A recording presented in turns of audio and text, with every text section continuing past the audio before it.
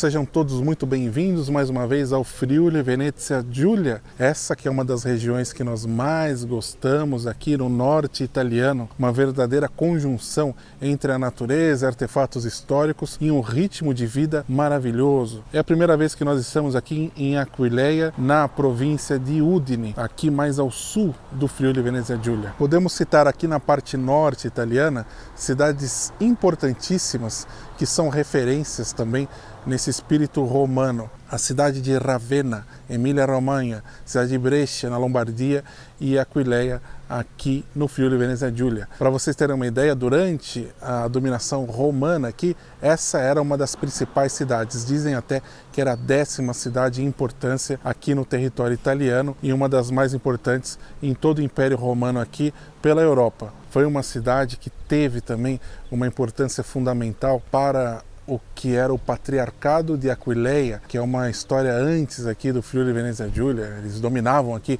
parte dessa região, mesmo durante a dominação da Sereníssima República de Venezia. E hoje essa cidade conta com cerca de 3.000 e poucos habitantes. É quase que um vilarejo, mas com todos esses ares aqui.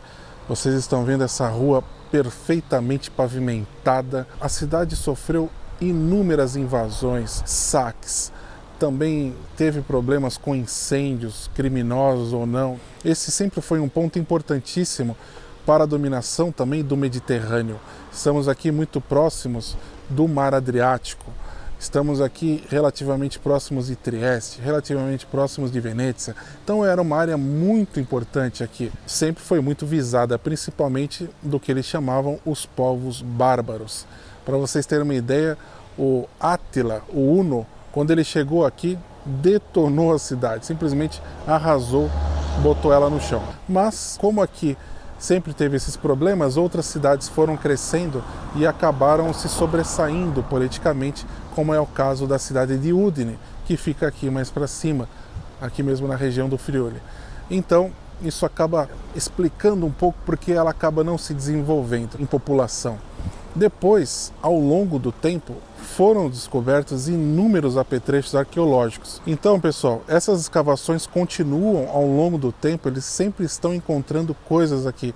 E aí ela tem um pequeno aglomerado urbano que é muito importante também para a manutenção daqui como cidade, não apenas como um parque arqueológico, um local apenas turístico.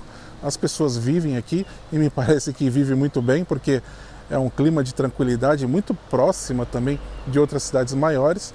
Para se chegar aqui via transporte público, você se baseia na cidade de Cervignano e dali você pega um ônibus em cerca de 20 minutos. Cervignano é servida por trens, seja de Trieste, seja de Udine ou de Venezia. Então é um nó ferroviário aqui na região. Mesmo se tratando de uma cidade muito pequena, um pouco mais de 3.000 habitantes, como mencionamos para vocês, o poderio cultural é imenso. Então, quando a gente pensa assim, uma cidade, um vilarejo como esse, eu faço um bate-volta, eu passo algumas horas e já vou para a próxima. Nós estamos aqui o dia inteiro e ainda tem muita coisa para ser vivenciada, porque tem um circuito interessante em que você pode percorrer vários desses edifícios, museu, e também áreas que são de livre acesso e você fica totalmente à vontade. Tem explicações dedicadas, materiais que são vendidos também aqui em uma lojinha bem nessa parte central, então tem muita coisa para a gente se aprofundar. Eu achei que o local está muito bem tutelado, considerando que ele faz parte do patrimônio Unesco desde 1998, então tem um relativo tempo e as pessoas que trabalham aqui estão muito bem preparadas. Sempre fomos muito bem recebidos, tanto pelo pessoal do turismo quanto da associação aqui de Aquileia, que também ajuda na tutela local, quanto os comerciantes também que fazem desse espaço um local muito especial. Então, trazendo muito da tradição gastronômica, do friulano, do falar, do jeito de ser daqui. Era uma cidade que foi muito bem quista pelos romanos, por isso que eu disse, era uma das principais em sua época.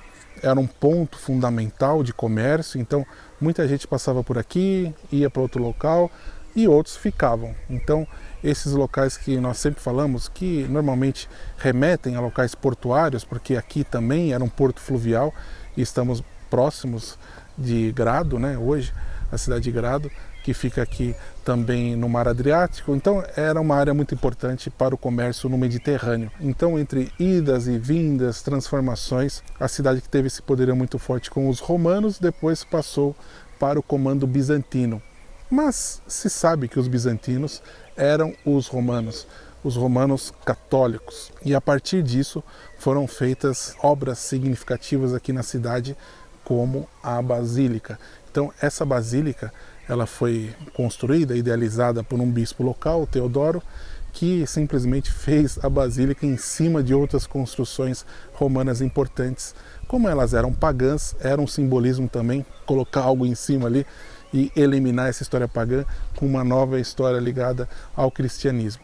É algo que hoje nós podemos avaliar assim, nossa, que pena, muita coisa foi destruída, mas à época não se pensava assim. Até hoje, né? Muitas coisas se sobrepõem a outra, isso é inerente do ser humano, então não tinha esse valor histórico, artístico. Se nós considerarmos também que os bizantinos, eles, como eu disse, eram os romanos católicos, muita coisa aqui nessa basílica foi construída com todos os preceitos romanos, então podemos encontrar uma infinidade de mosaicos de uma potência impressionante, das maiores do mundo, aqui em Aquileia. Você vai se cansar de ver tanto mosaico, se cansar no bom sentido, porque os mosaicos, para eles aqui, nesse preceito católico, eles serviam também como educação religiosa. Então, através das imagens, se discutia sobre a religião, todas as passagens bíblicas, históricas, eram ali visualizadas para todos. As pessoas eram muito simples e as imagens serviam exatamente para esse fim, não no sentido de culto, mas sim no sentido de mostrar a história.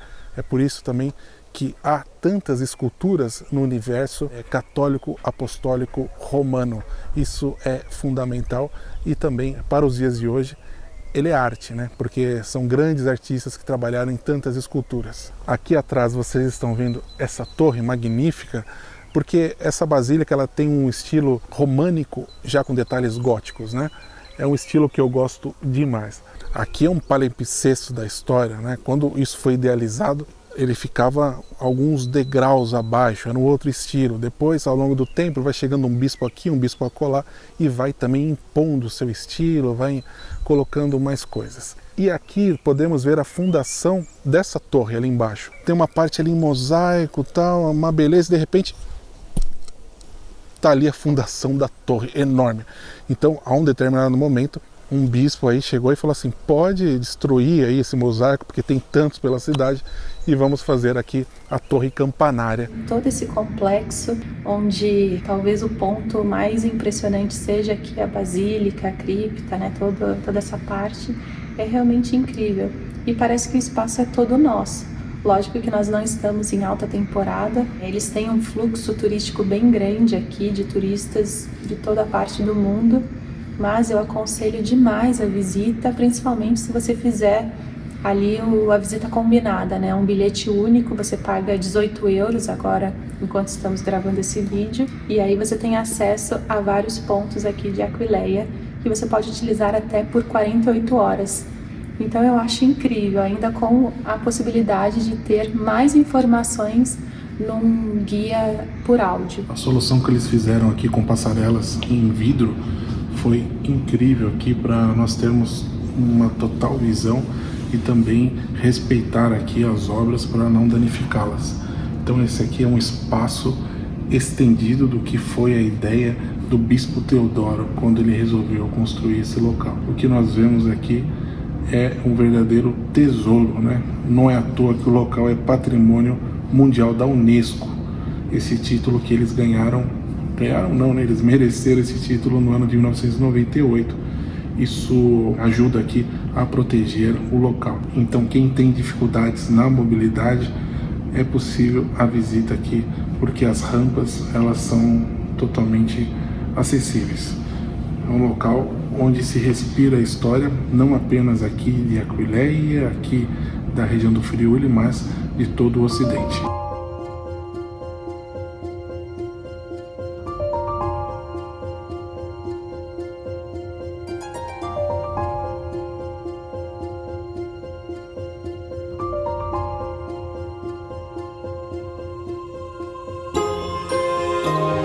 Era uma torre também que foi utilizada para defesa, porque ela é muito alta. Então, podemos ver também a fundação da torre junto com os mosaicos. E ali embaixo também, onde tem os mosaicos, é uma parte onde tinham várias casas. Então ali podemos ver as divisões ali de algumas casas. Ou seja, isso aqui é o mundo. Aí, pessoal, era uma cidade tão importante em épocas romanas. Depois ela foi o Patriarcado de Aquileia, que era uma espécie de capital aqui do que hoje chamamos de região do Friuli. Isso durante muito tempo, até a chegada aí da Sereníssima República de Venécia, eles tinham um comando muito forte aqui. Mas a um certo ponto a própria Sereníssima perdeu o controle dessa área aqui e outros domínios aqui se impuseram na região, principalmente os austríacos, antes mesmo do seu Império Austro-Húngaro, isso bem antes. Então o domínio italiano vem recente, né? A Itália é um país recente também, é um país que nasce em 1861, mas aqui se junta ao país no ano de 1918. Antes disso a história é muito ligada com os austríacos, e lá atrás com os vênetos. Mas aí alguém pode falar, algum italiano, mas lá atrás era algo aqui ligado aos romanos. Pois é, essa aqui é a graça dessas áreas de confim, que elas acabam misturando uma coisa e outra. Para nós, que somos turistas, é algo muito rico, né? E a gente percebe isso nas pessoas também, no jeito delas, elas acabam misturando, né? Assim, um jeitinho daqui, um jeitinho de lá.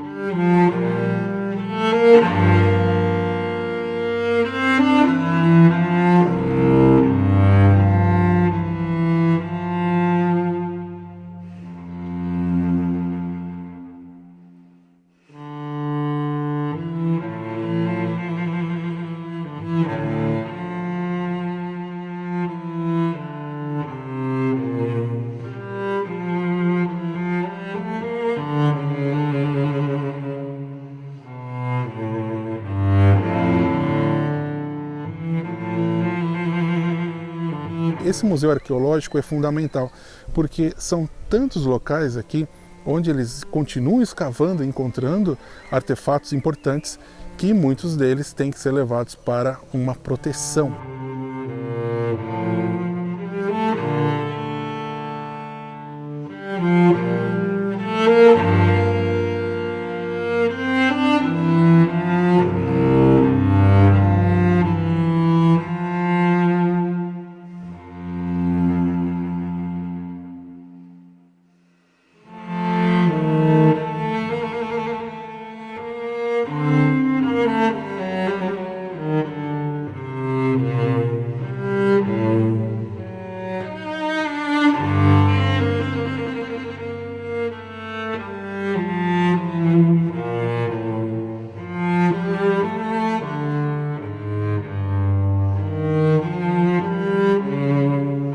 Parece até que nós fechamos o museu só pra gente aqui. Que experiência magnífica, pessoal, porque tudo aquilo que nós vimos aqui na cidade, eles inserem aqui nesse museu para salvaguardar todas essas peças para melhor conservação. Isso foi feito ao longo de muito tempo. Começou ali pelos austríacos, como nós falamos. Várias peças, esculturas que faziam parte de diversos edifícios romanos, e eles vão separando aqui por salas com todas as explicações, tudo muito bem feito. Aqui, por exemplo, nós temos algumas urnas funerárias, que era bem comum aqui de encontrar. Aqui nós temos um cão, uma mostra, né, de um símbolo de fidelidade. Ela data do 1º ou 2º século depois de Cristo, feito em pedra calcária. E aí se segue, pessoal, essa aqui é uma urna também com um leão que está aqui em cima, data também do 1º ou 2º século depois de Cristo, feita em calcário. Isso fazia parte também de uma escultura funerária de um oficial da Marinha Romana. Esse é um retrato de um jovem também, data do 2º século depois de Cristo, calcário também. A mulher e a filha, 2º século depois de Cristo, calcário, tudo em calcário. Esse aqui em mármore. Já é uma pilastra aqui, com uma figura bem significativa, 2º século depois de Cristo.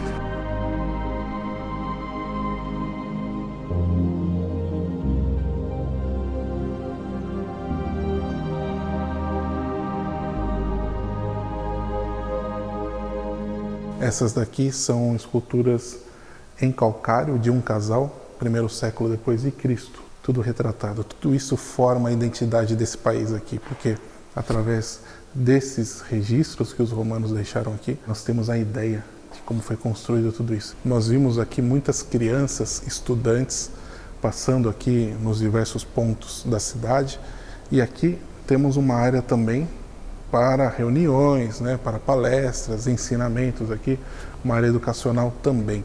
E aí descendo aqui, Elisa, uma outra parte fantástica aqui que nós podemos encontrar em vários museus arqueológicos, aqui não é diferente. Essa parte do lapidário, uma parte que eu gosto bastante, porque são tantos registros históricos e alguns até com as histórias de vida.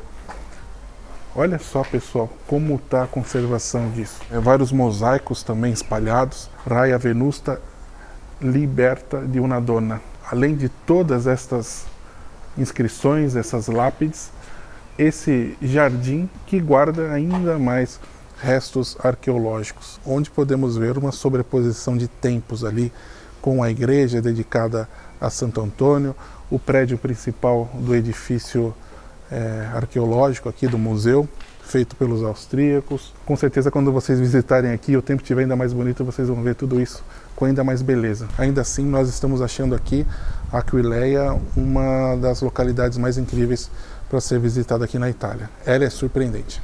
Aqui, por exemplo, eles colocam uma inscrição familiar, então nós podemos identificar que nesse túmulo que estava essa inscrição, tinha ali toda a família, pai, mãe, os filhos e tal, e eles colocam esses registros. Isso foi encontrado em 1884. Uma outra curiosidade é que durante a Primeira Guerra Mundial, quando aqui ainda pertencia à Áustria, esse local ficou aberto durante todo o conflito. Era uma amostra de força muito grande, algumas partes foram danificadas, mas ele ficou aberto, até como uma forma simbólica. E depois, logo que a Itália dominou aqui já essa área friulana, ela já tomou posse do museu, já começou a sistematizar ao seu modo um local que sempre foi muito procurado aqui por todos. O convite aqui é para os visitantes se perderem aqui nessas explorações, né, de todas essas coleções, encontrar aqui tantas informações que nós podemos somar a essa experiência de visitar aqui a cidade de Aquileia. Então é uma cidade que vive entre arqueologia e o seu pequeno presente aqui, uma cidade pequena, mas poderosa, como ela sempre foi ao longo do tempo. Olhem só que corredor fenomenal que nós temos aqui. E aí, recentemente, eles colocaram também os QR Code. E aí nós podemos ver a história de cada achado desse de maneira mais profunda, extremamente bem preservadas e restauradas também. Tudo era registrado pelos romanos, o que foi importante, como eu disse, para a preservação histórica. É um pouco difícil fazer a leitura assim corrida e rápida dessas lápides, porque a forma de escrita era totalmente diferente. Então, é como se a gente tivesse que decifrar aqui quem era o sujeito. E tem algumas dicas, né, algumas informações que nos são passadas aqui nessa parte do museu. Eu achei fantástico. Então, tinha uma certa ordem aqui na apresentação do sujeito. Primeiro a gente observa o seu nome, depois de qual família ele pertencia, depois vem o seu sobrenome e aí sim o seu afazer ou o porquê ele foi importante em determinada época. Por último, a data. Então, essa sequência é interessante e a gente pode replicar em várias lápides aqui e por onde a gente passar aqui pela Itália. Interessantíssimo.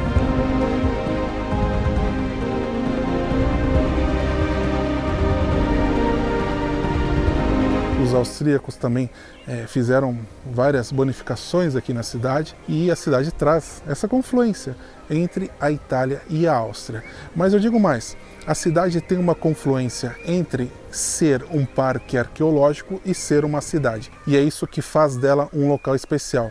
E aí, para gerir tudo isso, imaginem, pessoal, estamos aqui com um patrimônio histórico imenso. É uma conjunção entre o Estado italiano, entre a cidade de Aquileia, entre a província de Udine e também a própria região autônoma do Friuli Venezia Giulia. Então, tem todo um conjunto aqui para que nós possamos desfrutar de tudo isso. Vários locais são a pagamento, como a Elisa disse, tem um pacote também que é mais vantajoso para quem quiser visitar tudo, mas tem tantos locais também com entrada gratuita e outros aqui que você pode até admirar sem pagar nada, porque eles colocam também algumas áreas de visualizações. Depois da Primeira Guerra Mundial, a cidade teve que se levantar, se reinventar.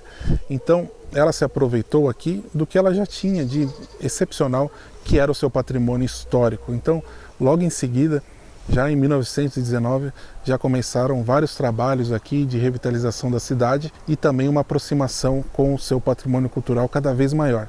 Então isso foi fundamental para a cidade se reerguer e se tornar um corredor turístico aqui na Itália. Então o seu patrimônio sempre foi muito importante. Se considerarmos, pessoal, que são muitos séculos já de trabalhos aqui na cidade, que começaram fortemente ali no século XIX com os austríacos, como mencionamos para vocês, com uma coleção particular ali que acabou virando um museu arqueológico e tantas outras ações, até os dias de hoje, tantos estudantes de arqueologia participam aqui das escavações. Isso faz parte já do currículo de várias universidades. Essa aproximação do próprio estudante, do italiano, do europeu, ou seja lá, quem vier aqui estudar em território italiano e conhece, colocando as mãos aqui, né, nas escavações, isso é fundamental, não só para os seus próprios estudos, para os seus conhecimentos, mas para a história da cidade aqui, para ter o que nós temos hoje. Então, como ela é chancelada pela Unesco também, ela atrai turistas do mundo inteiro. Os italianos, lógico, têm um peso maior aqui, mas são tantos os turistas da Alemanha, da Áustria, da França, os espanhóis. Perguntamos aqui, né, quais são os turistas que mais visitam a cidade, então tem uma gama e que acabam se encantando aqui com tudo que eles podem descobrir. É o que nós sempre falamos, não é apenas Roma que possui um arsenal ali de história com os romanos, né, como não poderia deixar de ser, mas são várias cidades aqui pela Itália, já mostramos tantas, e aqui na área setentrional, aqui no norte italiano, tem algumas cidades, como nós falamos, que são muito especiais aqui nesse aspecto, e o que eles fizeram foi fundamental. Quando nós nos colocamos ali frente a frente com uma escultura produzida pelos romanos, ou com uma área que foi pensada, né, uma área urbana que foi idealizada pelos romanos, é algo sempre impressionante, porque normalmente eles pensaram melhor do que muitos urbanistas, ou nem se pode chamar assim, né, tantas cidades que são uma verdadeira bagunça ali. Isso era muito bem pensado por eles. Era uma cidade que eles pensavam para ser segura contra invasões, para ser boa para quem vive ali, mas sobretudo para ser bela. Bom, né, Elisa? Manteigado, trouxendo do jeito que eu gosto. Olha só, pessoal, não posso deixar passar esse momento. Se vocês estiverem aqui em Aquileia, não deixem de passar aqui nesse café, que na verdade é uma gelateria, uma cafeteria, tem um pouco de tudo aqui. Produtos tradicionais da cidade, além da qualidade excepcional, o local é lindo e bem aqui em frente à Basílica.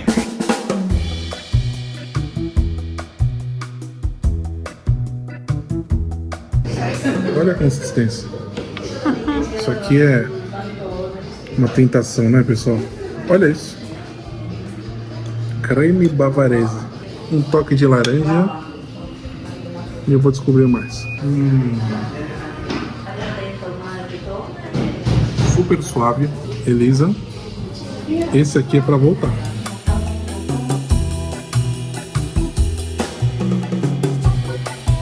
Como como nós já dissemos em algumas ocasiões, e sempre fazemos questão também de divulgar a Romeia Strata. É algo muito interessante porque se refere à história, mas também ao presente. Contextualizando aqui, a Aquileia é um local significativo da Romeia Strata, porque seja pela importância que tinha no Império Romano, mas também na difusão do cristianismo na Europa.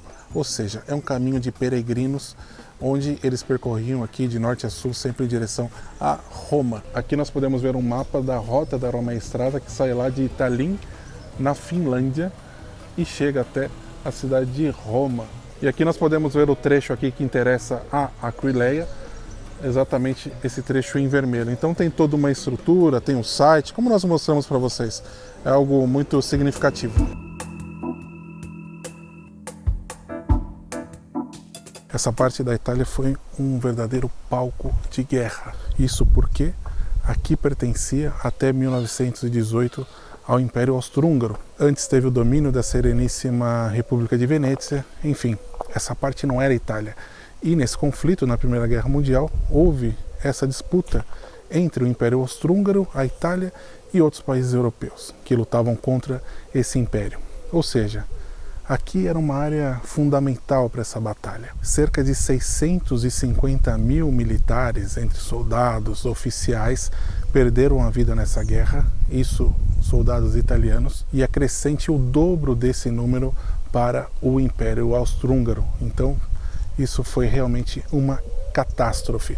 Após o término dessa guerra, a anexação para o território italiano daqui e de outras partes no extremo norte, muita coisa foi pensada para homenagear esses soldados que infelizmente perderam as suas vidas. Muitos desses soldados nunca foram identificados. Aqui foram sepultados cerca de 10 desses militares desconhecidos. A mãe de um desses soldados escolheu um corpo que ela nem conseguiu identificar se era ou não do seu filho, mas como um simbolismo do militar desconhecido. Até chegar em Roma, onde está lá até os dias de hoje, no Altare della Patria. Essa homenagem partiu aqui de Aquileia, aqui do Friuli, e está lá em Roma, e esse aqui é o simbolismo para os demais soldados desconhecidos. E aqui também foi sepultada a senhora Maria Bergamaschi, que é a representante de todas essas mães. Então, essa homenagem vale para todos esses militares e também para todas as mães que perderam os seus filhos nessa tragédia. Por toda a Itália há homenagens, sacrários, cemitérios de guerra. Temos lá na Emília-Romanha também, com soldados brasileiros que estão ali enterrados também.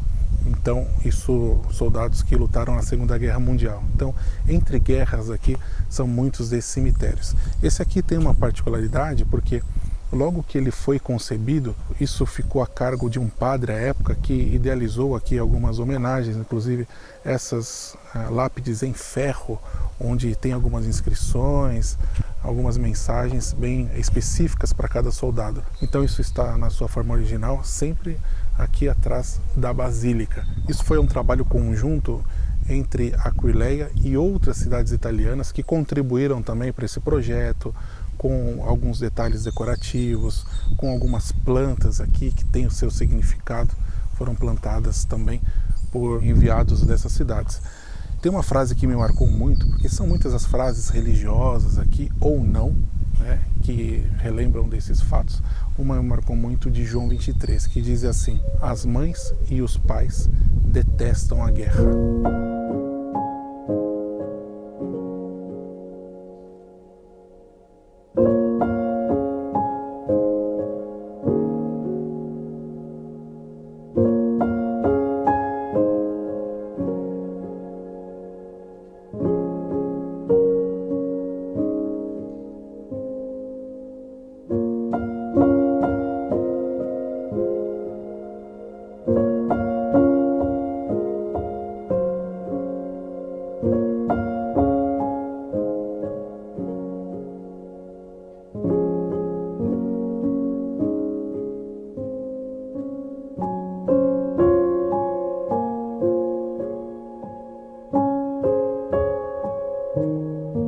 Pessoal, nós decidimos fazer uma visita aqui em Aquileia de uma giornata, né? Uma visita de um dia aqui. e eu digo para vocês que não foi suficiente. Então o que eu recomendo? Que vocês fiquem aqui e se hospedem. Por quê?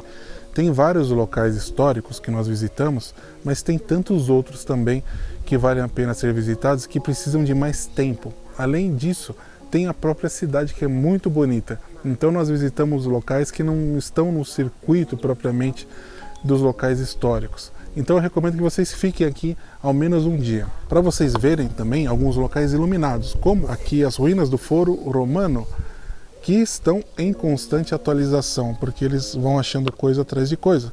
Aqui, por exemplo, dá para ver uma perspectiva do que era o local. Então cada vez mais eles estão trabalhando nesses projetos para que as pessoas vejam, né, como que era. Inclusive peças teatrais, por exemplo, aqui na Domus e Tito Macro, eles fazem encenações, estão com esse projeto nesse ano de 2025. Essa que era a maior casa aqui de toda a Aquileia, tinha mais de 100 metros quadrados. Não, mais de 1.500 metros quadrados. Que é isso, Elisa? É muita coisa, né?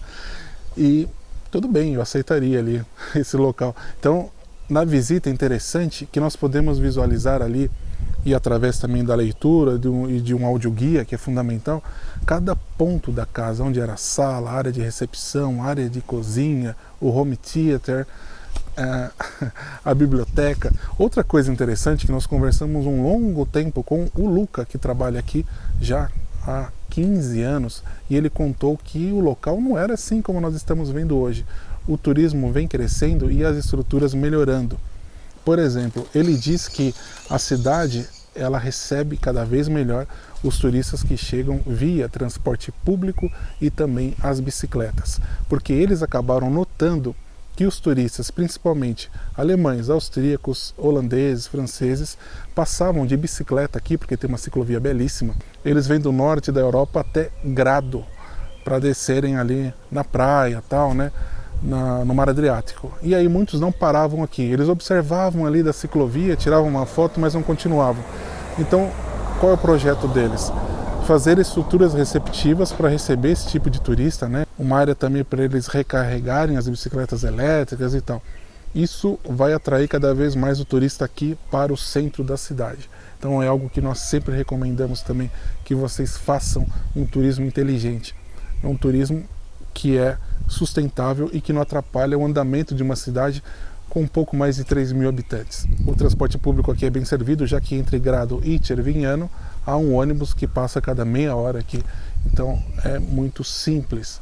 Pois é uma cidade em constante crescimento, com uma qualidade de ar muito elevada, qualidade de natureza e com grandes acessos aqui para outras cidades importantes, como nós falamos. Vimos muitos grupos de crianças aqui pela cidade, olha, das mais variadas idades, tendo contato com tudo isso. Olha só que excepcional, né? O que essas crianças podem aprender desde cedo, e são muitas as salas aqui, muitos locais também, para que eles se aprofundem ainda mais, né? Com os guias locais, com seus professores e tal. Quem quiser se hospedar também, tem ótimos locais de hospedagens, alguns no estilo do agriturismo, onde você pode ver ali também produções locais de vinhos aqui, como é característica da região, vinhos excelentes, e também das próprias delícias aqui que são típicas da região.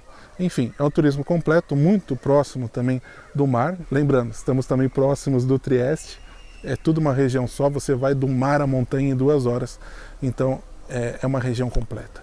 Aqui você tem essa confluência entre a natureza e elementos históricos que passam de tempos em tempos, de dominações em dominações e culturas diferentes.